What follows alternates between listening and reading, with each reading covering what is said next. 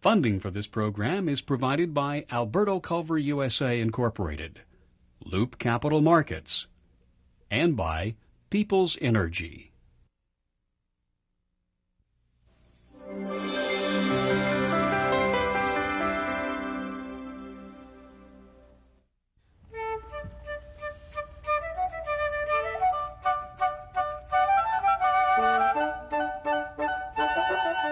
From the Art Institute of Chicago, the Lincoln Academy of Illinois presents the Convocation and Investiture of Laureates for the year 2001, Honor and Responsibility. A lawyer committed to defending human rights around the world. A healer dedicated to opening new doors for people living with disabilities. A film critic whose reviews help millions understand more about the movies and themselves. A civic leader combining the world of books and the arts for the people of her hometown. A veteran farm broadcaster who reports agricultural issues to a national audience. And a pastor who believes that no one should ever give up on a child. Since 1965, more than 200 men and women have been honored as laureates of the Lincoln Academy of Illinois. This tradition of leadership honors Illinoisans whose distinguished careers and service to humanity have brought honor to the Prairie State in the spirit of its most famous son, Abraham Lincoln. The first goal is to honor those who, by birth or by residence, have brought honor to the state of Illinois through lifetime achievements from all areas of enterprise, from business, the arts, athletics, entertainment, social services, medicine, the professions. But all of them have in common that they have dedicated themselves to the benefit of the community and been performing just superbly in that regard. Patterned upon the learned academies of Europe, the Lincoln Academy is unique among the 50 states. The nonpartisan, not-for-profit academy is governed by a board of regents and membership of general trustees appointed by the governor, who also serves as its president. Each spring, the academy conducts a formal convocation and investiture ceremony. New laureates are awarded the Order of Lincoln Medallion, the state's highest award for individual achievement. Its colors of red, violet, and green symbolize the state bird, the cardinal, the state flower, the violet, and the leaves of the state tree, the oak. In addition to its laureates, the Lincoln Academy also recognizes potential leaders of tomorrow by honoring outstanding senior students at each of Illinois' four-year colleges and universities in ceremonies held each fall at the Illinois State Capitol. A changing of the guard distinguishes this year's ceremony, as John B. Simon succeeds the Academy's longest-serving chancellor, John T. Trutter.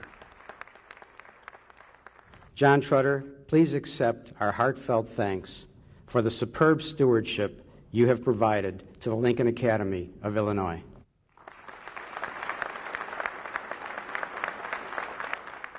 He's a wonderful man. For 16 years he has led this academy, almost half of its life. He's a dignified, gracious man with tremendous abilities, and fortunately, he's going to continue to serve with us as our Chancellor Emeritus. We're not going to be losing his services at all. Born in Cairo, Egypt, M. Sharif Bassioni is widely recognized as an expert on international law, who champions the concept of human rights grounded in moral principles that transcend ethnic, religious, and national boundaries. He joined the law faculty of DePaul University in Chicago, where he now teaches, specializing in international human rights law and presiding over the DePaul University International Human Rights Law Institute. As a scholar, legal expert, and United Nations consultant, Professor Bassioni's life has been devoted to resolving human rights questions raised by international conflict, violence, and war. He successfully advocated the creation of an international court to address such heinous human rights violations as genocide by spending 2 decades chairing United Nations committees that led in 1998 to the creation of the International Criminal Court. In 1999, he was nominated for the Nobel Peace Prize. Governor Ryan, it is my privilege to present as a laureate of the Lincoln Academy of Illinois, Professor M. Sharif Bassioni.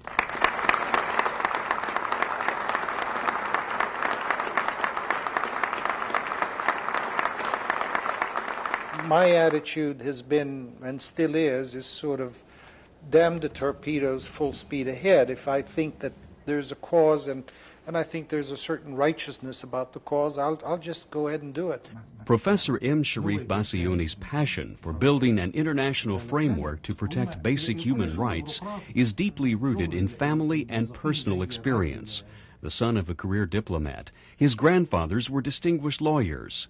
Bassiouni knows all too well how one's human rights can be violated. As a young man in Egypt, he spent 7 months under house arrest for calling attention to torture and arbitrary arrest and detention.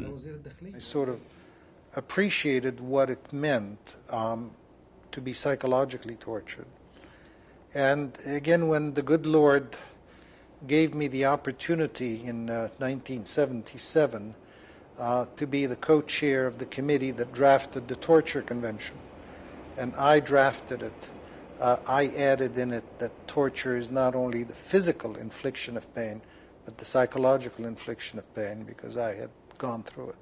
Bassiouni began a distinguished scholarly career at DePaul University College of Law in 1964, authoring and editing 60 books and nearly 200 articles in law journals in the U.S. and abroad. He immersed himself in human rights issues at the United Nations while pursuing diplomacy behind the scenes as an unofficial advisor to Egyptian President Anwar Sadat at the Camp David peace talks. The creation of the DePaul University College of Law International Human Rights Law Institute in 1990 gave him a chance to put his beliefs into practice. You have to train the future human rights defenders now. And so every generation of young lawyers, future lawyers who come through our institute and who work not only in abstract ways but in practical ways are the future defenders of human rights, and human rights are universal. Bassiouni was named to head a United Nations commission to investigate war crimes in the former Yugoslavia in 1992. He had a mandate, but no funding, because some UN members feared the investigation would derail peace negotiations. Bassiouni raised the money on his own and built a case alleging that the war crimes were state policy, not random acts of terror. But we need to show those on our chart for purposes of command responsibility and chain of command ultimately. We got information from all over the world. We packed all of that information in the database, and we started collecting the facts. And then I organized 35 field missions. We discovered, for example, 151 mass graves of anywhere between 5,000 and 3,000 bodies. We discovered over 800 locations where some 1/2 million people had been taken in prison for brief periods of time. We estimate close to 50,000 people had been tortured. We identified over 3,000 hamlets, villages, and towns that had been ethnically cleansed. And we did the world's largest rape investigation in history. It had never been done before.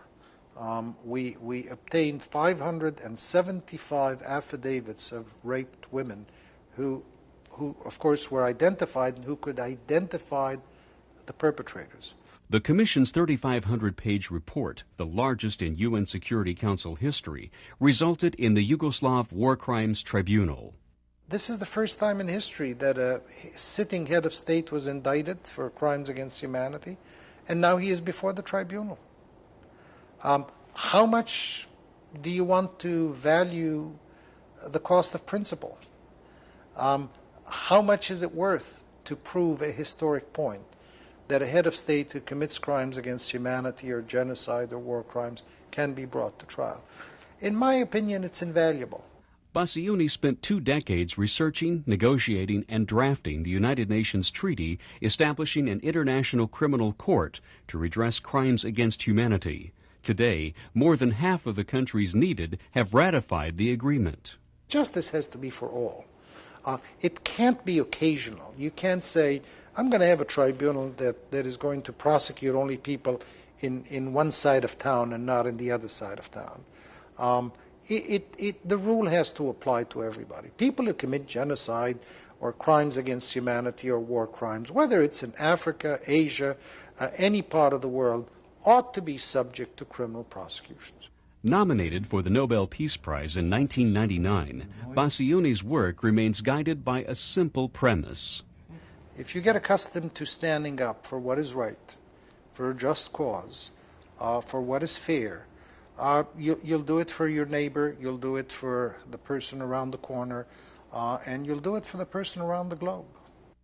The Prophet Muhammad in a hadith once said, "If you see a wrong, you must right it. With your hand if you can," meaning with your action, "with your words if you cannot do anything else about it, with your gaze, with your stare, or in your heart, and that is the weakest of all faiths." Pope Paul VI said, "If you want peace, work for justice." And in the Talmud it is said, the world rests on three pillars: on truth, on justice, and on peace. And the Talmudic commentary adds to the saying, the three are really one, for if justice is realized, truth is vindicated, and peace results. It is my conviction that those of us who have been blessed by the Almighty with the ability to serve our fellow human beings must do so as well as they can. This is why an honor such as this comes with responsibility. Thank you. Henry Bogard Betts was born in New Rochelle, New York. Dr. Betts graduated from Princeton with a degree in biology in 1950 and earned his MD from the University of Virginia Medical School in 1954. In 1963, after completing a 2-year postgraduate teaching fellowship at the New York University, Dr. Betts was lured to Chicago, where he accepted a job at the Rehabilitation Institute of Chicago. Today, thanks to the leadership of Dr. Betts, RIC has evolved into a 26-site system of care anchored by a 20-story high-rise flagship facility providing comprehensive rehabilitation services to people from around the world. With intelligence, compassion, grace, and dignity, Dr. Betts has dedicated his life to radically changing the way that disabled are treated in hospitals and the community. His efforts have helped improve the lives for millions in ways many notice each day but don't even consider. Governor Ryan, it is a pleasure and an honor to present to you as a laureate of the Lincoln Academy of Illinois, a man with a great sense of humor, Dr. Henry B. Betts.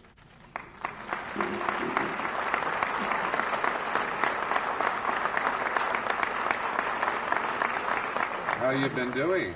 I'm coming along fine, and now that I've seen you too, I will do better. Oh, thank you. I lived in this little town in New Jersey. My mother was a widow.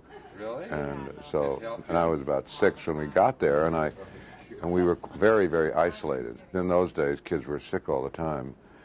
And so we saw the doctor a lot. So it turned out that probably the only male role model I had was a country doctor, a man named Abraham Garfinkel. And he was very compelling to me.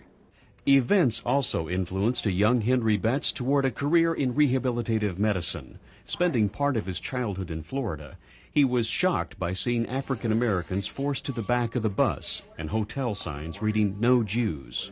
Those were my first events about prejudice, and I felt very strongly about them. And then, of course, eventually, then when I became involved with the disabled, I sort of transferred that horror of the Jews and the blacks to the disabled because they were suffering a lot of prejudice too. There were some, after all, dramatic instances. There was Helen Keller and there was Franklin Roosevelt and so on. But in general, there was non-attention to people with disability. And for instance, where I went to medical school in Virginia, we sent people to a place called the Home for the Incurables if they were disabled. And we had no rehabilitation at all there. They were really pushed away. They did not have a right to participate in the high quality of life the country was developing, and that seemed unfair. So all of that sort of came together. I thought, well, it would be interesting, and I thought it would be good for the country, and I thought it would be good for them, and it would be an interesting practice, I also thought it would be ever-changing, and I rather like change. I thought it would be pioneering. In 1963, Dr. Betts completed his residency at New York University Medical Center's Department of Rehabilitative Medicine at the Rusk Institute. That year, he accepted a job at the Rehabilitation Institute of Chicago, founded by Dr. Paul Magnuson, an early leader in the field of rehabilitative medicine. It had a vitality that goes with something that's new and semi-evangelical. I mean, there was a good ambiance about it and about the people. I could pick up on that. From staff physiatrist and associate medical director in 1964, Dr. Betts became medical director in 1965 and quickly rose through the ranks, becoming president and CEO in 1986. These were exciting times. Thanks in part to the civil rights movement, attitudes were changing. Society would no longer condone the warehousing of people with disabilities. And under Dr. Betts' leadership, the Rehabilitation Institute of Chicago grew to meet the challenge. Part of it is a Chicago saga. I mean, you know, if they want it, they do it here. We went from that warehouse to this building. It cost $24 million. It seemed like a mad scheme. I'd think, what in the world are we doing here? But they paid, the people in Chicago paid for this in 2 years, which just is sort of a concrete example of what can happen in the city, which is extraordinarily dynamic. Today, the Rehabilitation Institute of Chicago is a system of 26 sites in Chicago and the Midwest, training medical students, conducting research, and providing comprehensive rehabilitation services to thousands each year. The Rehabilitation Institute of Chicago is consistently recognized as the nation's leader in its field. There are other good places that can give physical therapy, but the breadth that's been able to be accomplished here through these very dynamic people who've grown up here and with the community has been something. Chairman of the Institute's foundation since 1997, Dr. Betts continues speaking out on disability issues and lobbying for accident prevention, traffic safety, tougher DUI laws, and handgun control. While proud of what's been accomplished by the Americans with Disabilities Act, he believes there's still work to be done. That link between disabled people and technology is a big gap. That's a big gap. And they're not getting to work is a big gap. And both the private and the political sector has really got to do more in that. That's got to be a big thrust, because jobs are nice, because it's nice to have money, you know, it's nice to have an income. But also, you know, in this country, a lot of self-esteem comes out of working. Looking back over more than 4 decades of service to people with disabilities, Dr. Betts has a quick answer when asked about the most satisfying part of his career. Mostly it's the patients and hearing from them and seeing the disabled out really in the world and speaking up in eloquently enough and loud enough that people listen to them. Sometimes they're forced to listen to them, but anyway, they got to listen to them, and they will listen to them. It's a good idea for them to listen to them. Personal thanks on my part have to go to the people with disabilities who have allowed me to be part of their revolution.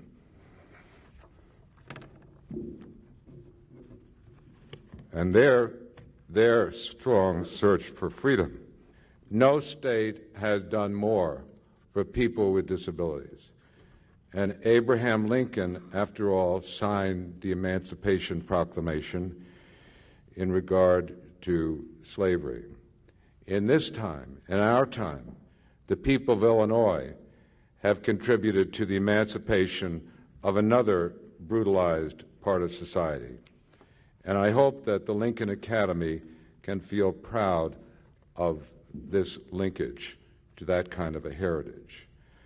For the people that I serve, I offer thanks to the citizens and ask you to continue your efforts on behalf of people with disability. Thank you.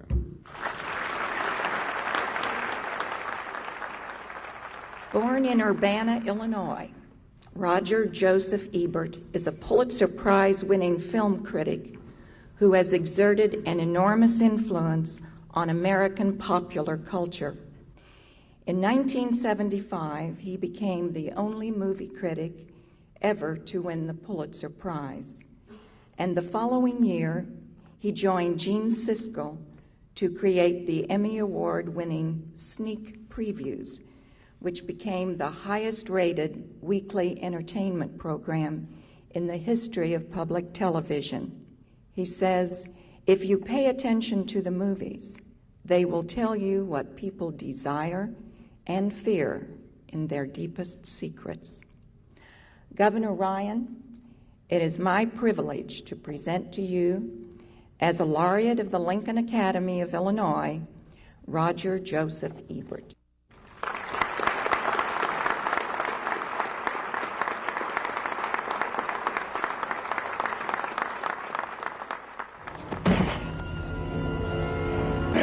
Humans find themselves looking up at monkeys on the evolutionary ladder in Planet of the Apes, and I'm Roger Ebert. And I'm Richard Roper. Easily the world's most recognizable film critic, Roger Ebert may well have been born with printer's ink in his blood. I wanted to be a newspaper man almost from the beginning. My best friend who lived across the street, Hal Holmes, his father was city editor of the News-Gazette and took us on a tour of the office. And they gave me my byline set in a piece of lead, you know, so you could use a stamp pad and say, by Roger Ebert. And I thought, boy, that's for me. I want to be a newspaper reporter. So I wrote for the grade school paper. I produced a neighborhood newspaper. And, of course, I worked for the News-Gazette starting as a junior in high school. His interest in journalism thrived with the love of supportive parents and a hometown university that showed him the world. My dad was an electrician at the University of Illinois. My mother was a bookkeeper with a small loan office in downtown Urbana. I went to local schools, St. Mary's Grade School, Urbana High School, and the University of Illinois, which really was the key experience of my life because it was at the U of I that I just kind of had my start in life, including being editor of the Daily Illini and being launched into the wider world. Ebert's boyhood love of movies and strong writing skills came together quite by accident at the Chicago Sun-Times. I had done some writing for the Chicago newspapers. I did book reviews and feature pieces for the Saturday entertainment section of the Chicago Daily News, and I applied to the Daily News for a job, and my letter wound up at the Sun-Times, and Jim Hogue, who was then the managing editor, or perhaps the city editor, called me in and hired me. And so I went to work at the paper in the fall of '66, and on April the 1st of '67, I became the film critic. My predecessor retired. The feature editor gave me the job. So I lucked out into my entire career. I mean, people say, how do you get to be a movie critic? I guess my answer would be, I have no idea. With me, it was good luck. Right place, right time. Ebert's vivid literary style earned him the Pulitzer Prize in 1975, the only time the award has gone to a film critic. Well, you just take whoever you are and whatever you know into the theater with you, and you look at the movie, and whatever you think about is what you write about. I think the important thing is that the review has to be first person. You are the person writing the review. It's your opinion. You are not stating some kind of objective truth. In the fall of 1975, Ebert teamed up with rival Chicago Tribune film critic Gene Siskel to tape a pilot for a new public broadcasting service series that eventually became Sneak Previews. Gene was very smart. He also had very high standards. He didn't compromise easily. He had a funny sense of humor, which not everybody picked up on, although he could be very funny on the air. And he was very competitive, so that he and I were constantly competing. Who's going to be better on television? Who's going to make the better argument? Who's going to be right? Who's going to be wrong? Who's going to be first? Who's going to be second? Who's going to get some interview for his newspaper, or who isn't? He kept me very much on the alert all during that time, because I was, in a way, it wasn't so much that I was trying to beat the world, I was trying to beat Gene. The Road Warrior is one of the most original movies I've ever seen. It's exciting, imaginative, and very strange. The special effects in the movie are sensational. The pacing is amazing. Commercial success followed with At the Movies and Siskel and Ebert as the nation watched the duo sparring and thumbs up or thumbs down on Hollywood's latest. Sadly, Gene Siskel died in 1999. Today, Ebert continues the tradition with fellow Sun-Times columnist Richard Roper. The important thing about that show, and it still continues as Ebert and Roper, is that it's not about gossip. It's not about who's in rehab, who's getting divorced, what did they wear to the premiere. It's about movies. And we look at all kinds of movies, not just Planet of the Apes, but also documentaries, foreign films, independent films, revivals, real good movies that happen to be playing on cable or on television, so that it's really the only national coverage in the entire spectrum of American television that's serious about the movies. The show's Midwestern roots are a source of pride to Ebert, who lectures at his alma mater and has hosted his Overlooked Film Festival at the U of I since 1999.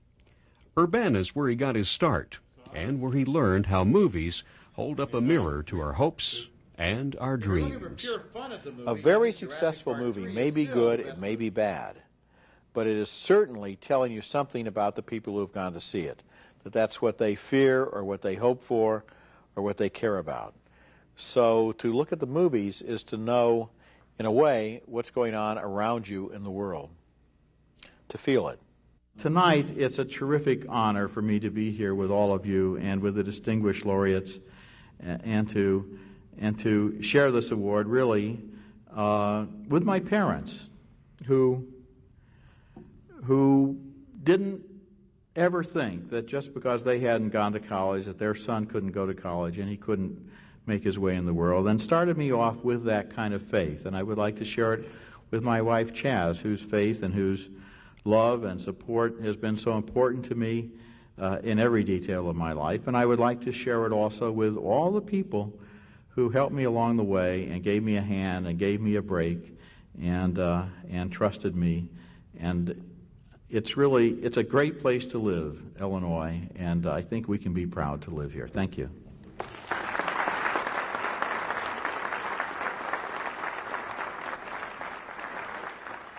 Born in Chicago, the daughter of appellate judge Hugo M. Friend, Marion F.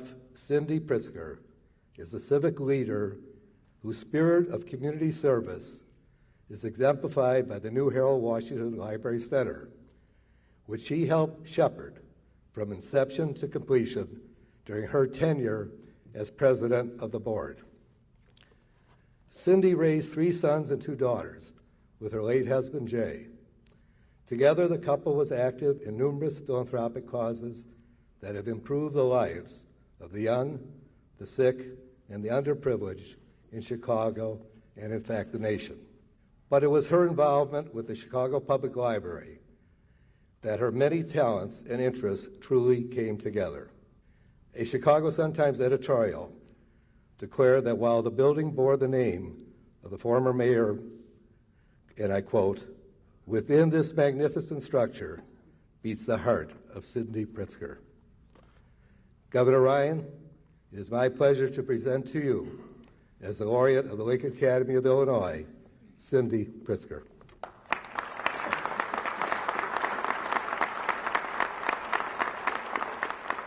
It was a huge group effort, but boy, was it fun. The beautiful winter garden crowning Chicago's Harold Washington Library Center is a sparkling example of Cindy Pritzker's long-standing commitment to philanthropy, public service, and civic duty. Appointed to the library's board of directors in 1984, she served as board president from 1989 to 1998, a crucial period in the library's history. Harold Washington, the late mayor, appointed me to the board, and that was at a time that the library really was at its nadir. It was at that time located in the Mandel Lear building, which is a warehouse. The books were warehoused, the library was perfectly horrible. And I looked around and I thought, you know, this place can only go up, it can't go any other way. Pritzker's talents for heading big projects had been well honed by working with her late husband, Jay, whose wide-ranging interests touch business, legal education, medical research, and art and architecture. As I say, I think it was a spillover from the philosophy that both sets of our parents instilled in us. We felt blessed because we were successful, and so as a result, we felt we had an obligation to participate in our communities. In memory of their daughter Nancy, the Pritzkers endowed a professorship at Stanford University and funded a new laboratory for interdisciplinary research on brain function and human behavior.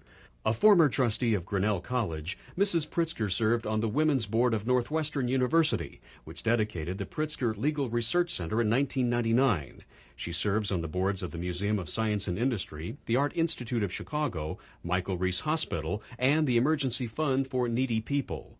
In 1989, the couple created the Pritzker Prize for Architecture. Considered the Nobel Prize for Architects, it's an international prize for living architects whose work combines art and architecture. I think that probably because we were in the hotel business, we were aware of buildings and our surroundings, and we wanted architecture to be something that people would be aware of. It was sort of a natural thing. For the late Mayor Washington, Pritzker was a natural to head the library project, a project he wanted to anchor the revitalization of Chicago's South Loop. Under her leadership, the world's largest public library building was completed ahead of time and under budget. We had input from the librarians, we had input from specialists who were giving us ideas on what was needed for a modern library, so forth and so on. And then we had a competition for the library, for the building. From the outer stone and brickwork style of Louis Sullivan to the inner form and functionality of Mies van der Rohe, the winning design is a virtual memory bank of Chicago's great architectural heritage. The minute we moved in here, you could see a huge change. It was such an upbeat thing for all of the library personnel to move in here. They were proud of it. They loved working here. And librarians get short shrift, I think. The library offers something for all ages, but Mrs. Pritzker is especially proud of the children's programs. I think it's very exciting to see youngsters come in. These children can come to the library and learn and work on the computer and be technically not lagging. Since its completion in 1991, the Library Center has spurred a flurry of new development. If you look at the South Loop before the library came and after now, there are a number of universities, colleges, restaurants, all new activities that weren't here before the library moved down here. Students all over, and it's a real upbeat place now, whereas before it was very downbeat and seedy. And I think that expansion will continue south because I think that the mayor has wonderful ideas of what this city should look like. And he's following through on that. Now active with the library's fundraising foundation, Cindy Pritzker keeps close tabs on the institution's many activities and programs. I'm excited by everything I see that's happening with this institution. Contributing to the creation of the Harold Washington Library Center was hard work, but it took many, many people. To see it now as a focal point in our wonderful city is indeed a satisfaction to me. Mark Twain said he could live for 2 months on a good compliment. I can safely say the compliment to me from the Lincoln Academy will give me a lot more mileage than that. By honoring me, you honor my family as well, because of all of our activities intertwine. I want to express my thanks to the officers and trustees of the Lincoln Academy for this truly exceptional award. Thank you.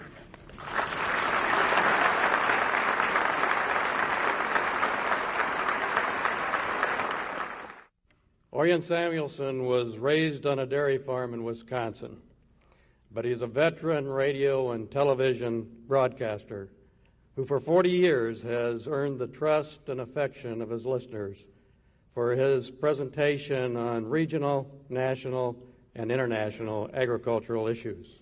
Orion, a lot has changed since you began farm broadcasting those 40 years ago. But one thing has not changed, and that is that he's the same trusted broadcaster that he always has been. And he has earned the title of the Voice of Agriculture. And those of us that have heard him on a daily basis, and many of you have heard them as well, into our homes, think of you as one of our family. Governor Ryan, it's an honor and a privilege as a laureate of the Lincoln Academy of Illinois to present Orion Samuelsson.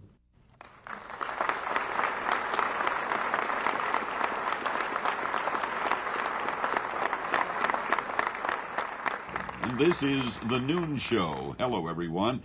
Along with Max Armstrong, I'm Orion Samuelsson, back home in the studio today. First time this week, as a matter of fact.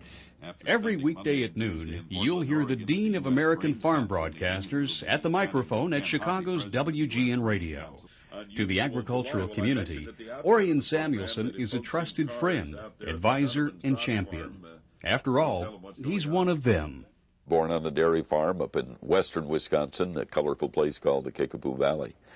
And 200 acres, only 90 of it tillable. The rest of it was straight up and down, woods and pasture. And some of the 90 we shouldn't have farmed. I tipped over too many loads of hay to say that shouldn't have been farmed. But that's where it started, and I milked cows by hand until electricity came to the farm in 1948. Samuelsson discovered radio as a teenager when illness kept him from a farming career. He worked hard to sharpen his public speaking skills. First radio job was August of 1952 at a radio station 17 miles from the farm, and it was a daytimer. I would get up in the morning, milk cows, change clothes, go to town, be a radio announcer, and get home in time to help milk cows at night. And I spent 2.5 years at that radio station, writing commercials, sweeping the transmitter shack, selling time, polka disc jockey, you name it, I did it. But what a great learning experience. Samuelsson was working in television in Green Bay, Wisconsin in 1960 when WGN's Ward Quall was looking for a farm director. I heard so much about this man, Samuelsson, that I finally said, listen, this fellow apparently is U.S. presidential timber. Let's hire him before it's too late. Orion has never disappointed us. He's been just great. Ward Quall made it a lot easier because when I came to work, he said, just 2 or 3 rules, Orion. He said, first of all, I hired you to be my farm director. And if you think you need to be in Dallas, Texas tomorrow and Washington, D.C. the next day and Billings, Montana the day after to do what I want, which is the best agricultural show in the country, then you make that decision. You don't come to me. And the other thing he said was, just remember WGN always does it first class. And farmers weren't the only ones listening.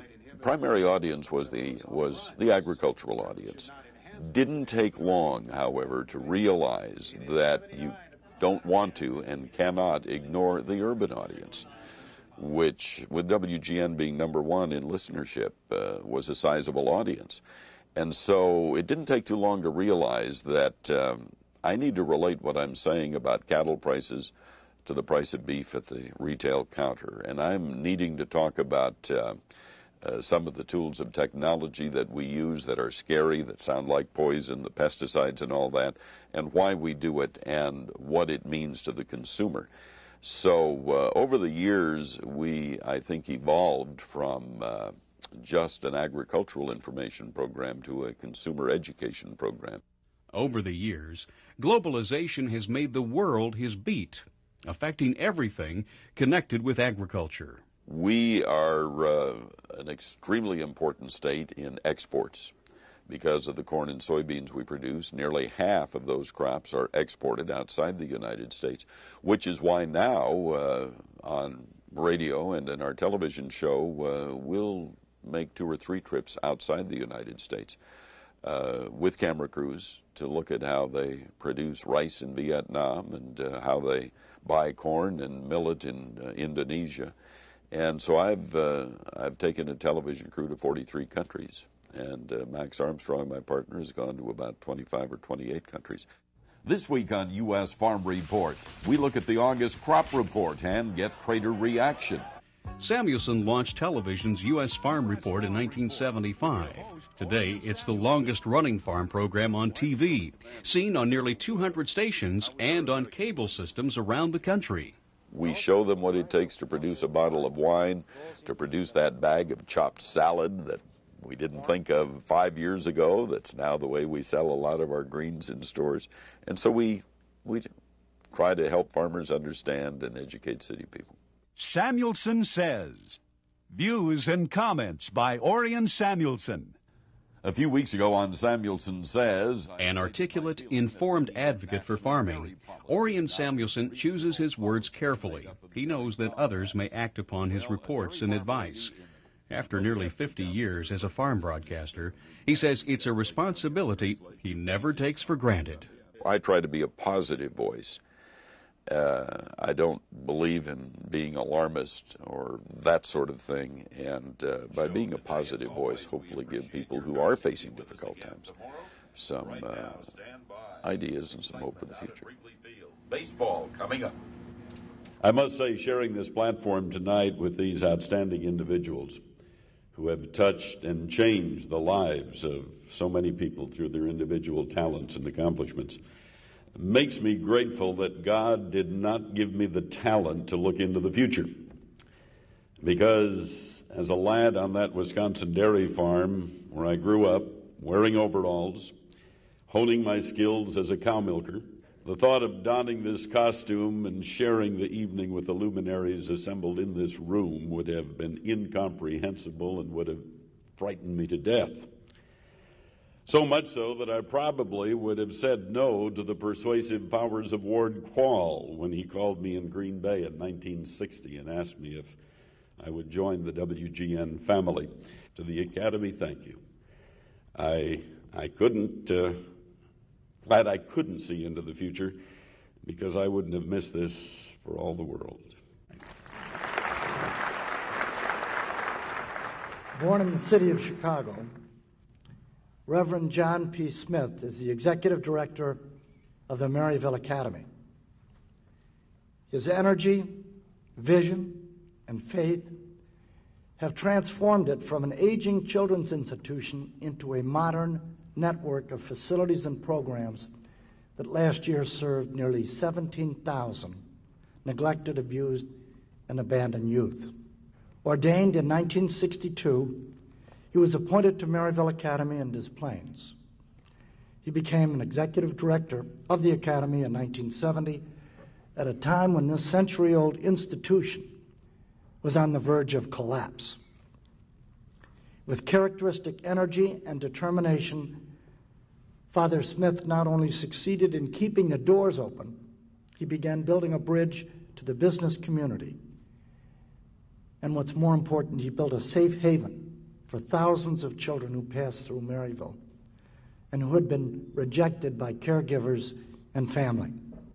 Governor Ryan, it is my privilege to present to you, as a laureate of the Lincoln Academy of Illinois, Father John P. Smith.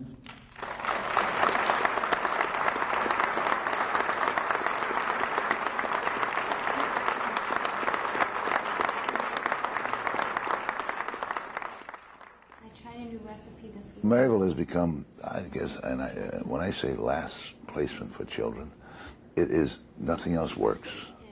We'll send them to Maryville to see if it'll work.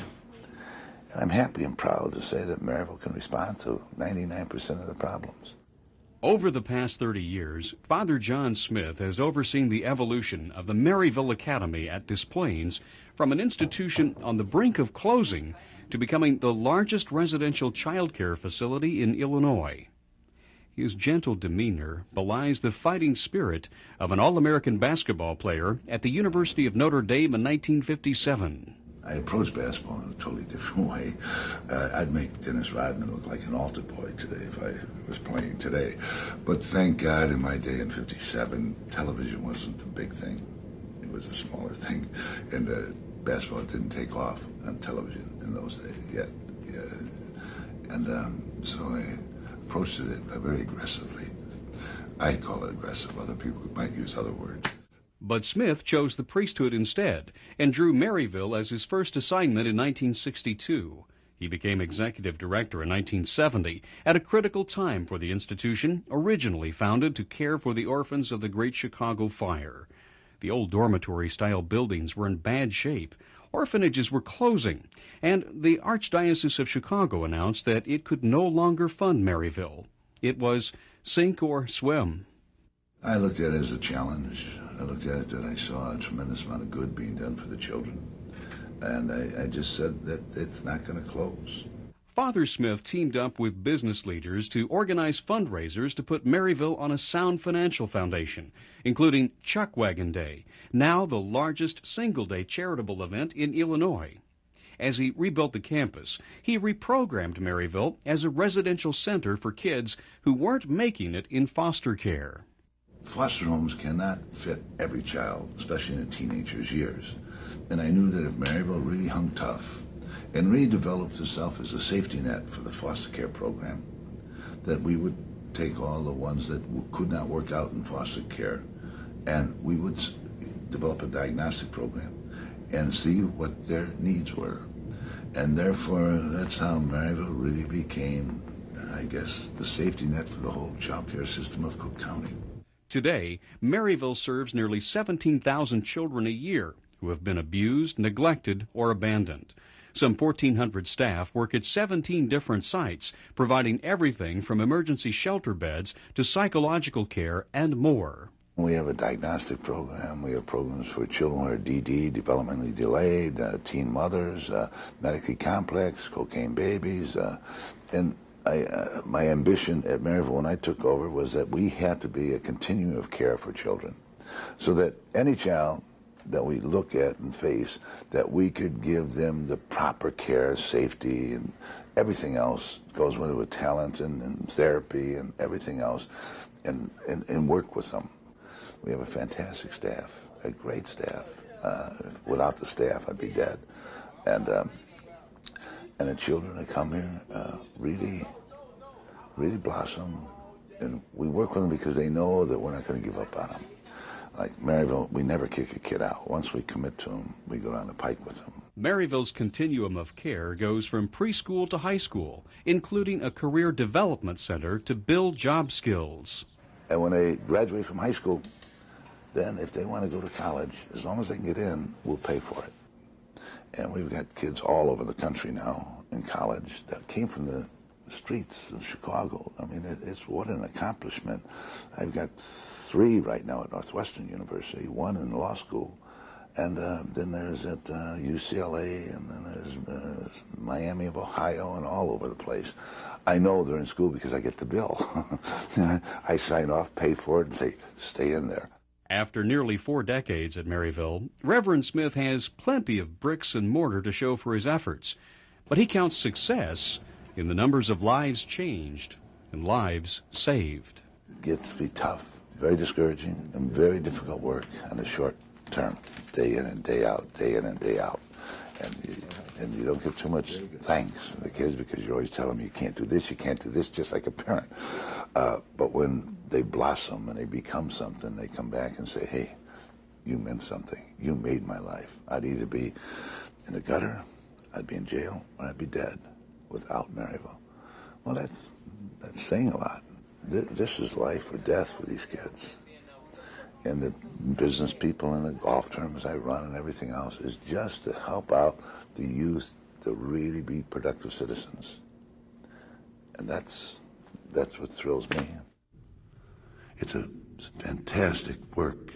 It's a beautiful work.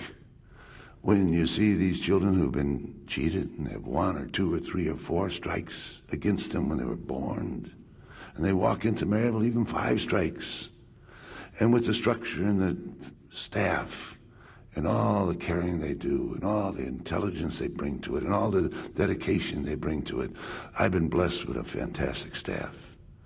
And they won't give up on a child because they know there's a God-given talent within that child. As I said, I was blessed with a staff that's dedicated, that's hardworking, that has talent and far-reaching and touches all the children of Maryville. And I accept this honor from the Lincoln Academy in their name. Thank you very much.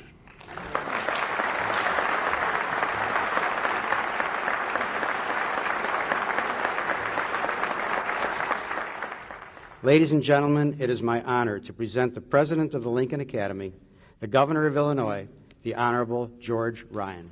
Thank you, Mr. Chancellor.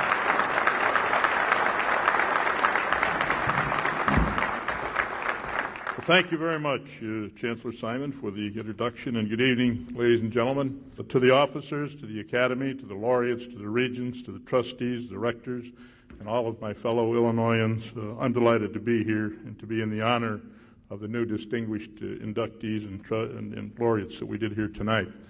Professor Sharif Bessoni, Dr. Henry Betts, Reverend John Smith, Cindy Pritzker, Orion Samuelsson, Roger Ebert. On behalf of the people of Illinois, welcome the 6 of you to the distinguished Lincoln Academy of Illinois. Lincoln once said, and I quote, "Every man is said to have his peculiar ambition.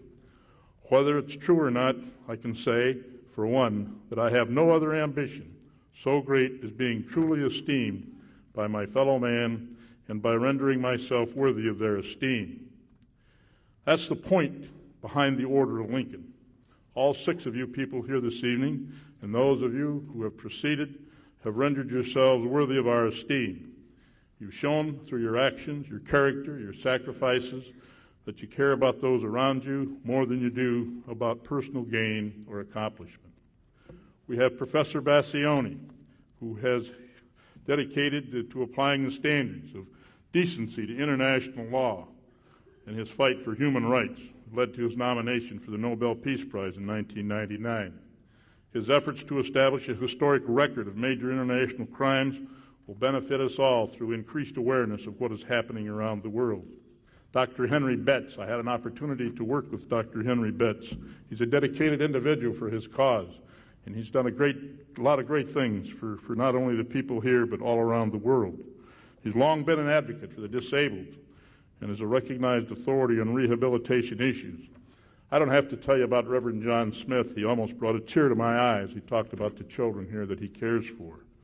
He followed Lincoln's lead in helping those who can't help themselves.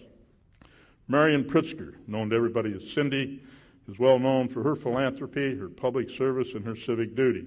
In serving as president of the Chicago Public Library, Cindy completed that operation of the Harold Washington Library Center. And we now have lots of students and visitors and lovers of all books who have benefited from her efforts to fund and improve our library system, not only here in Chicago, but all over the state. Orion Samuelsson is known around the world for his activities in farming, and I think sometimes some of us that live here in the metropolitan area kind of forget what it's all about, but agriculture is our #1 business in Illinois. It leads all other industries, and Orion Samuelsson is the #1 expert, not just in Illinois or the United States, but around the world. On the other hand, our native Illinoisan and our native son, Roger Ebert, seems to have been adopted by Hollywood. But Roger has helped shape how we portray the telling of our history, our present, and even our future. And so on behalf of the people of the state of Illinois, let me say how proud we are of all of you and everything that you've accomplished in your lives and the honor that you bring to our great state. But more than that, all of you of here tonight, this evening, your friends and your families, take great pride in the simple acts that you do to make our state and our nation a better place to live. You continue a 35-year tradition of the Order of Lincoln, and tonight we honor 6 people who set new standards and raised the bar for others to follow. Abraham Lincoln would be proud of each of you. Ladies and gentlemen, please recognize once again the newest laureates of the Lincoln Academy. Congratulations to each of you.